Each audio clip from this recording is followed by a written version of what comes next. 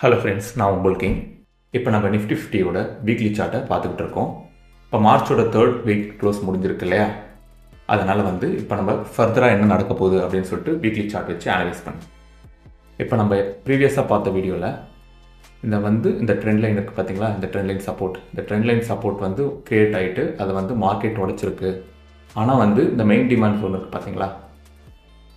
Main demand ஜோனுக்கு கீழே ஒரு வீக்லி க்ளோஸ் வைக்கணும். அப்போ தான் மட்டும்தான் இது ஒர்க் அவுட் ஆகும். அப்போ தான் பேரிஷில் ஃபுல்லாகவே கன்வெர்ட் ஆகும் அப்படின்னு சொல்லிட்டு பேசிடணும்.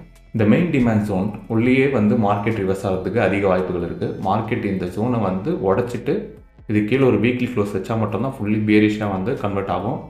இதுலேயே ரிவர்ஸ் ஆகிறதுக்கு அதிக வாய்ப்புகள் இருக்குது. ஏன்னா இது ரொம்ப எக்ஸ்ட்ரீமான ஒரு டிமாண்ட் ஜோனு. இது பிரேக் ஆச்சுன்னா மட்டும்தான், இதுக்கு கீழே க்ளோஸ் வச்சா மட்டும்தான் நெக்ஸ்ட் இந்த ஜோனுக்கு போகும். இந்த ஜோன் தான் நெக்ஸ்ட்டு ஒரு ரொம்ப ஸ்ட்ராங்கான டிமாண்ட் ஜோன். இருங்க,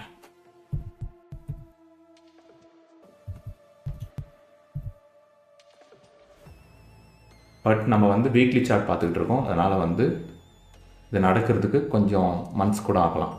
ஸோ இதுதான் வீக்லி அனலைஸ். இது எப்படி ஒர்க் ஆகுதுன்னு சொல்லிட்டு பார்ப்போம். இதோட ஃபாலோஅப் நான் நெக்ஸ்ட் வீக்கோட எண்டில் போடுறேன். தேங்க்யூ. இந்த வீடியோ உங்களுக்கு பிடிச்சிருந்துச்சுன்னா அப்படியே லைக் பண்ணிவிட்டு சப்ஸ்கிரைபும் பண்ணிக்கோங்க நம்ம சேனலை.